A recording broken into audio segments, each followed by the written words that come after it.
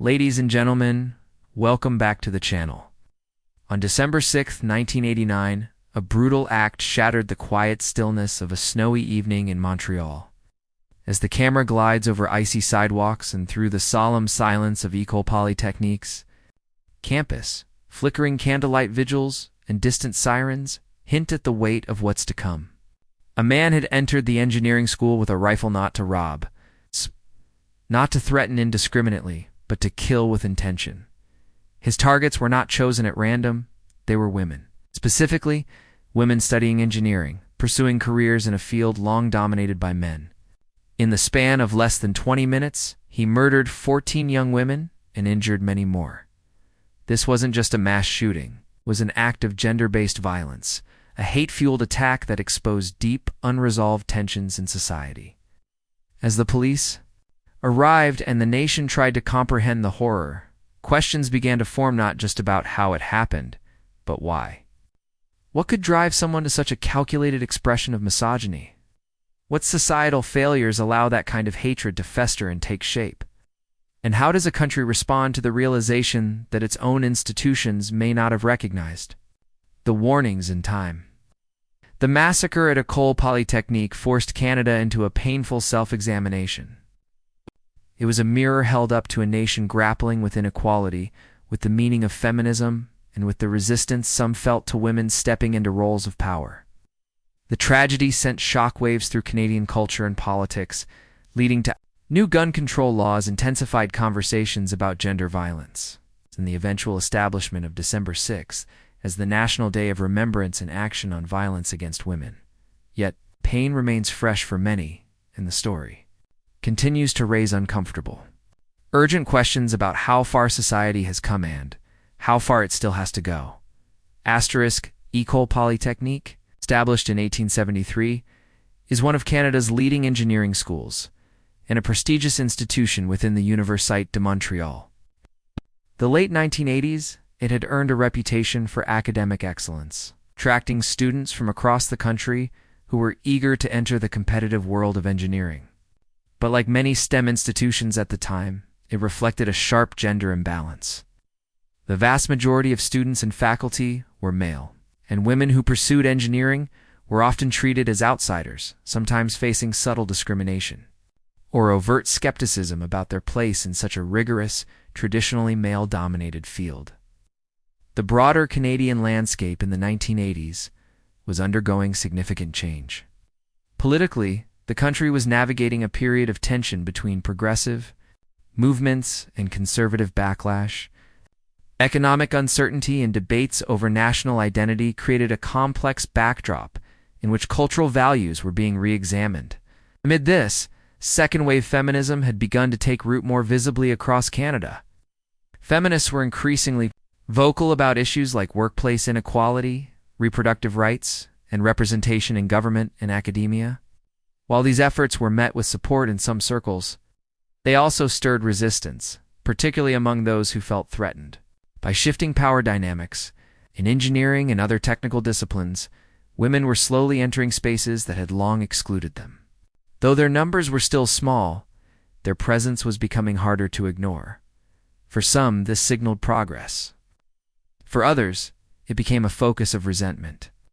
Misogyny, often buried beneath layers of institutional tradition and cultural norms, occasionally surfaced in more overt expressions through jokes, dismissive attitudes, or even hostility. It was within this environment of societal transformation, its resistance to feminist gains, and the rigid culture of male-dominated academic institutions that the massacre at École Polytechnique would unfold. Understanding this context is crucial. 2. Comprehending not only what happened on December 6th, but why it resonated so deeply across the country.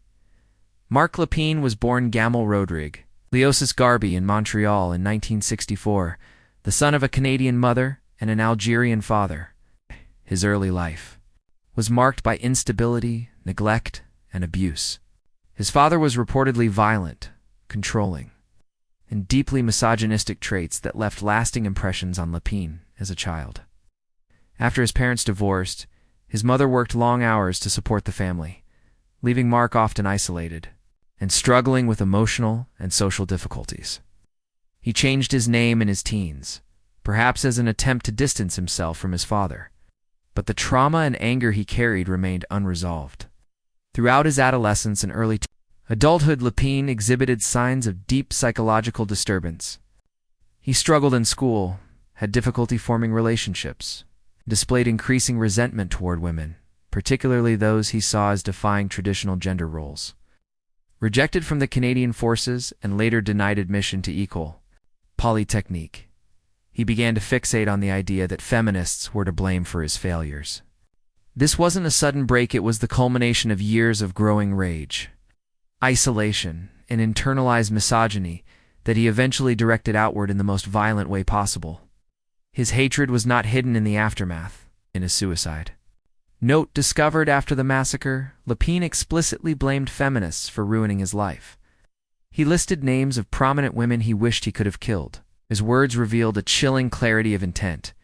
He didn't see his actions as random or impulsive, but as a political statement, an attack on what he perceived as a feminist invasion into spaces he believed belonged to men. There were warning signs. Friends and acquaintances noted his antisocial behavior, his bitterness, and his fixation on perceived injustices. But mental health resources were limited, and misogyny, especially when expressed quietly or behind closed doors, was often dismissed or normalized. No one intervened in time. Lepine slipped through the cracks of both the mental health system and a culture that was only beginning to reckon with the reality of gender-based violence. His act was premeditated. He brought a semi-automatic rifle and a knife to the school, entered a classroom, separated the men from the women, and opened fire. In doing so, he turned years of personal pain, hatred, and misogyny into a public act of terror that would haunt the national conscience for decades. On the cold evening of December 6, 1989, at around 1:15 p.m., Marc Lepine walked into École Polytechnique armed with a Ruger Mini 14 semi-automatic rifle and a hunting knife. He entered the school under the guise of a student, blending into the quiet tension of exam season. His destination was a mechanical engineering class on the second floor, where roughly 60 students, both men and women, were in attendance. Once inside the classroom, Lepine abruptly ordered the male and female students to separate, most believed it was a joke or some kind of bizarre prank, but Lepine's tone quickly made it clear he was serious. After dividing the room, he directed the men to leave. Some hesitated, unsure of what was happening, but he insisted and they complied. He then turned to the group of 9 women who remained. What he said next would be seared into Canadian memory forever. "You're all feminists, and I hate feminists." With that, he opened fire. 6 of the women were killed instantly, 3 were wounded, 1 managed to survive by playing dead. From that moment, the school descended into chaos. Over the next 20 minutes, Lepine moved methodically through corridors, stairwells, and additional classrooms. He targeted women wherever he found them, students, staff, bystanders, shooting with cold precision. Witnesses reported hearing bursts of gunfire echoing through the concrete halls, screams, and then silence. In total, he killed 14 women and injured 13 others, including several men caught in the crossfire.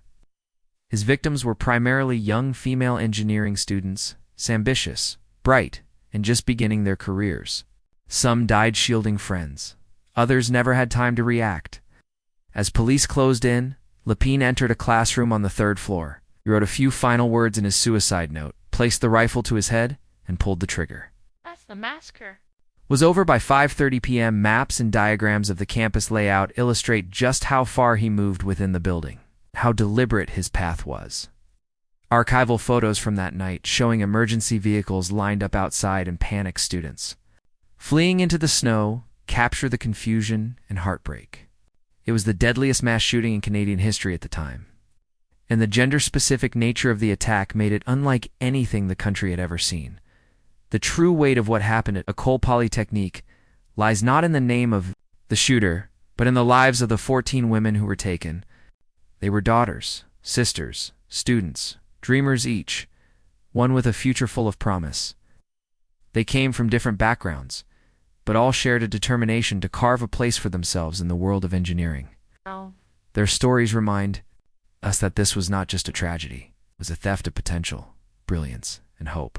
Genevieve Bergeron, 21, a civil engineering student and talented musician, known for her warmth and intelligence. Helene Colgan, 23 weeks away from completing her degree, with job offers already lined up. Natalie Credo, 23, a bright and curious student who loved science and people in equal measure. Barbara Degno, 22, a teaching assistant. Following in her professor father's footsteps, Anne-Marie Edward, 21, athletic and outgoing, with a love for the outdoors and a future in chemical engineering. In the hours following the massacre, grief swept through Montreal like a winter storm. Families rushed to hospitals searching for answers, while the city reeled in shock. Candlelight vigils emerged spontaneously, with mourners standing shoulder to shoulder in bitter cold, struggling to comprehend how such horror could erupt in a place of learning. Across Canada, the news broke with a jolt. Headlines declared a mass shooting, but the full scope of what had happened took time to register. Media coverage initially focused on the violence, the timeline, and the killer's suicide. But as details of Marc Lepine's actions and motivations came to light, the conversation deepened. The chilling reality that he had deliberately targeted women because they were women and, specifically because they were pursuing careers in engineering, shocked the public. Yet even then, not everyone was prepared to confront the truth. Some commentators quickly dismissed the massacre as the act of a lone madman. They cautioned against politicizing the tragedy, framing it as a random eruption of mental illness rather than an expression of societal misogyny. Editorials and pundits debated whether Lepine's hatred of feminists reflected broader cultural issues or simply one man's personal demons. But many, especially feminists and women's groups, refused to let the narrative be neutralized. To them, it was clear. This was a hate crime, a gender-based attack, and it needed to be named as such. Protests and vigils turned into organized demonstrations. Women took to the streets and the airwaves to say, forcefully, "This is not isolated. This is not unthinkable. This is what we've been warning about." Feminist voices rose in unison, arguing that Lepine's ideology was not born in a vacuum. It had been nurtured by a culture that tolerated misogyny, that questioned women's legitimacy in male-dominated fields, and that failed to recognize the warning signs of gendered violence. The massacre, they said, had revealed what many women already knew, that hostility toward their presence and progress was not only real, it could be deadly. The days that followed, this message gained momentum. Politicians offered statements of sympathy, but many were criticized for avoiding the uncomfortable truth at the heart of the tragedy.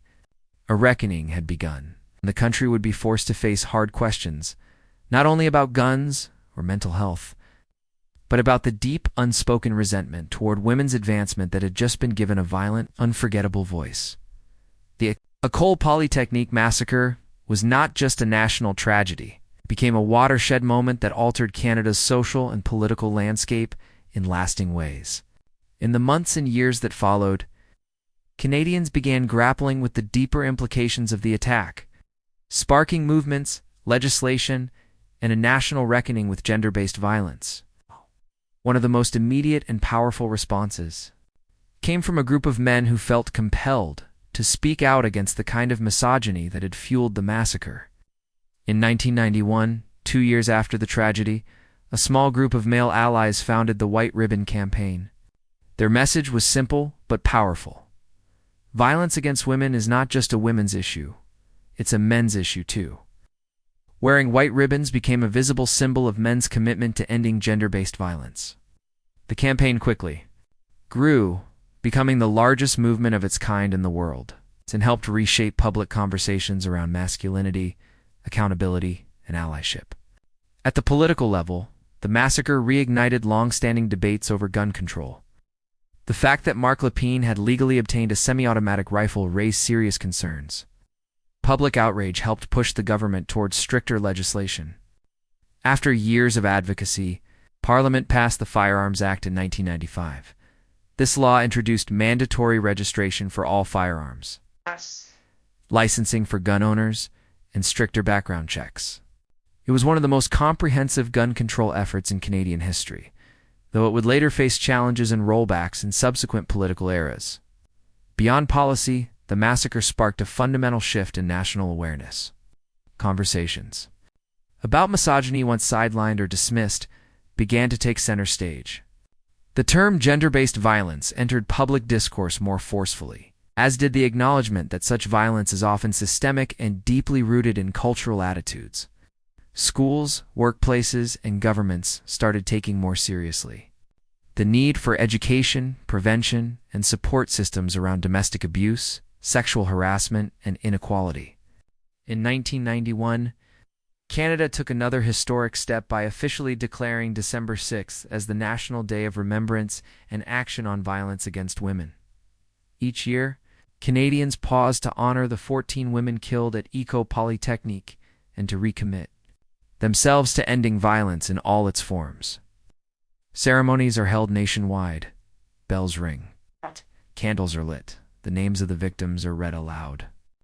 But the day is not only about mourning, it is also a call to action. The legacy of the massacre has become a lasting symbol of both tragedy and transformation.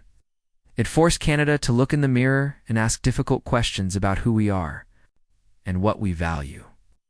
And while the pain remains, the response, the activism, the legislation, the awareness stands as a testament to those who refuse to let those 14 lives be forgotten.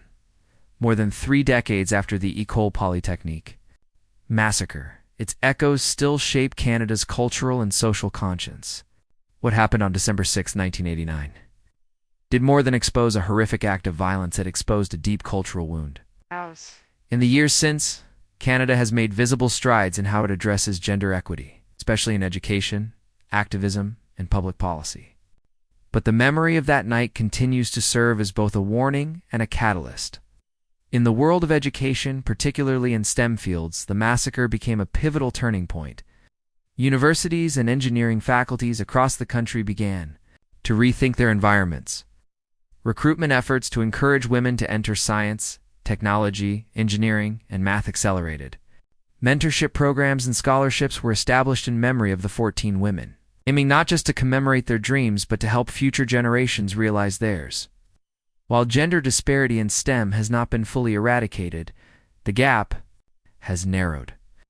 Women are now more visible in engineering classrooms, labs, and leadership roles than ever before, but they still report challenges that echo the subtle and systemic barriers of the past. Beyond education, the massacre reshaped Canadian activism. Feminist organizations gained greater visibility and urgency. The language around gender-based violence became more nuanced, moving beyond the domestic sphere to include institutional and societal patterns of inequality and harm. Government funding for women's shelters, sexual assault crisis centers, and education initiatives increased. The events of 1989 also influenced how mental health is discussed, especially in relation to male violence, emotional repression, and unchecked hatred.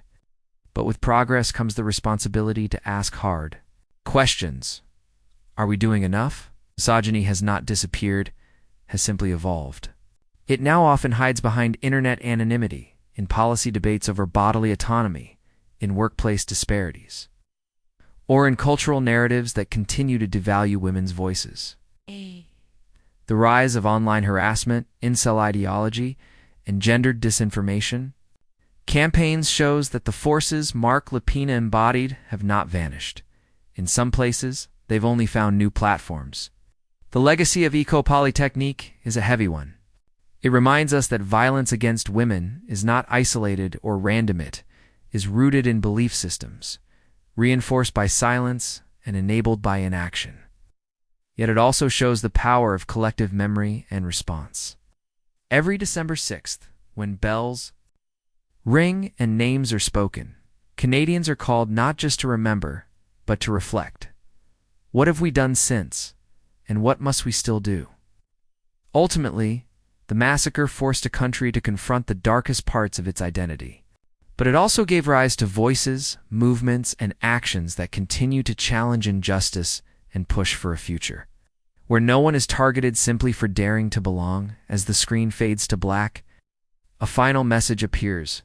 not just of closure, but of continued awareness and action. For those affected by gender-based violence, or for anyone seeking support, a list of resources is displayed. If you or someone you know needs help, Canada's Assaulted Women's Helpline, 1-866-863-0511. Sheltersafe.ca. Find shelters across Canada. Kids Help. Phone 1-800-668-68, available 24/7. Talk for Healing. Support for Indigenous women. 1-855-554-4325, FemAid French language. Services in Ontario, 1-877-336-2433. These are more than just numbers, they're lifelines. Viewers are invited to continue the conversation in the comments. With the reminder, please engage respectfully. The story is real. These women were real. Let's honor their memory with empathy and care. Next, recommendations appear for related videos and interviews, such as Engineering a Safer Future, Women in STEM after 1989, the White Ribbon Campaign, Men Taking a Stand, Survivors Speak, Living Through École Polytechnique, What Misogyny Looks Like Today, a panel discussion then, the credits roll. Narration and script development.